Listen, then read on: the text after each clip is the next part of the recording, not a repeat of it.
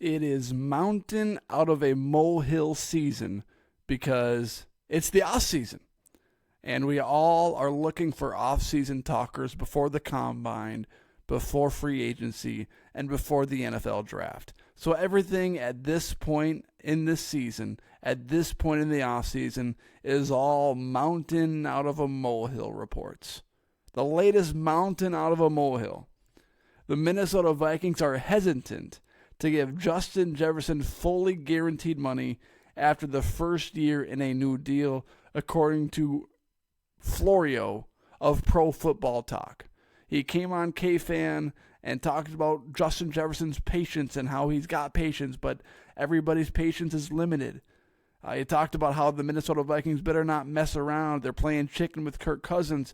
He came with all of these fresh new reports about Justin Jefferson and Kirk Cousins. And now everybody's freaking out because what if the Minnesota Vikings don't re-sign Justin Jefferson to that long-term contract? He has solidified himself as the best wide receiver in the NFL. He solidified himself as a guy who's guaranteed to have over 1,000 yards receiving, even if he misses a bunch of games throughout the season. He solidified himself as a guy that can catch passes from any quarterback, albeit Nick Mullins, Josh Dobbs, even Jaron Hall,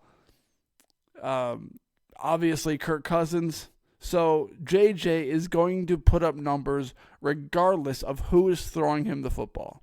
And he has made that clear. He wants Kirk Cousins back, but he doesn't need Kirk Cousins back. And just a quick point on JJ's love for Kirk Cousins. Kirk is going to be 36 years old by the time next season starts. Do you really think that JJ is going to pin his entire career on a 36-year-old quarterback coming off a torn Achilles? So the fans out there that believe JJ wants Kirk back, needs Kirk back, won't sign with the Minnesota Vikings if Kirk is not back, are living in a fantasy land. Because there's no way that JJ is going to pin his entire hopes and his entire career on a player that's got 2 or 3 years left in his entire NFL career. JJ, he has to have a realistic mindset. He has to understand that the Minnesota Vikings are going to eventually need to find a replacement for Kirk Cousins. And I think it's fair for JJ to be in those conversations. It sounds like JJ, before he signs his next contract, PA said it on this podcast. And we've heard it in other numerous reports as well. It sounds like JJ wants to know the quarterback situation for the Minnesota Vikings moving forward before he signs this massive contract, making him the highest paid non-quarterback in NFL history. He is going to receive that money. But the difficult portion, the controversial portion of the entire thing right now is the structure of the contract. And this is all I have to say about that. The Minnesota Vikings aren't going to come with, hey, JJ, here's 4 guaranteed years on any contract that you want. That is not a realistic scenario. Because what's going to happen then is Justin Jefferson's camp, his agent, is going to come back and say, well, give me 6 years guaranteed. And then they meet in the middle at 5. If you've ever watched Shark Tank, there's these people that come on Shark Tank and they have these really bold asking prices. Some people come on and ask for $300,000 for 4% because they're dealing with the Sharks.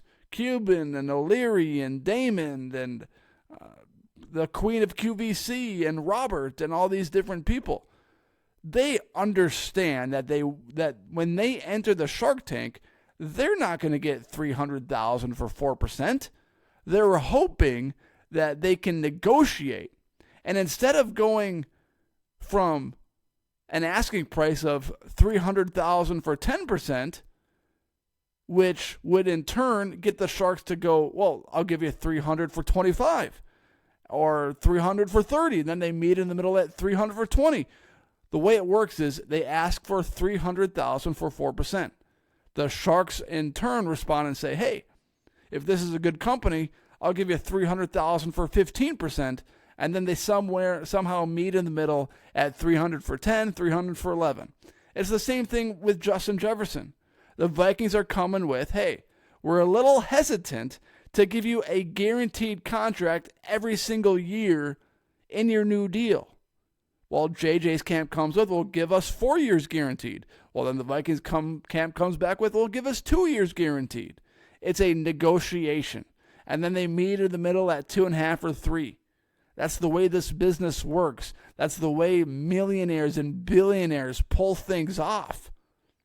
I think it's actually genius by Kwesi, Kevin O'Connell, and the entire Minnesota Vikings ownership and organization, front office, to be a little skeptical and hesitant when handing out new deals to the quarterback and wide receiver.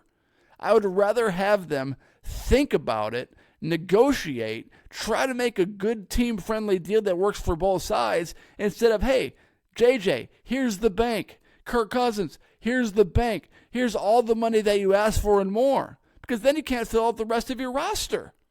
So I want to applaud the decisions and the approach by the Vikings organization when handling these new deals with their superstar players. Because these aren't easy deals to make. You know, you look at teams and organizations around the NFL, and the best organizations handle deals and contract situations just like the Minnesota Vikings are doing right now. So I think it's genius. I love their approach, and I think and believe that Kwesi and O'Connell are handling this situation as perfectly as they could. So it's mountain out of a molehill season. JJ, he will have a new contract with the Minnesota Vikings eventually before the start of next season. There's no doubt in my mind whether Kirk Cousins is back or not. But they're handling it way more genius-like than the previous regime did with the Minnesota Vikings. So applaud them. Don't ridicule them.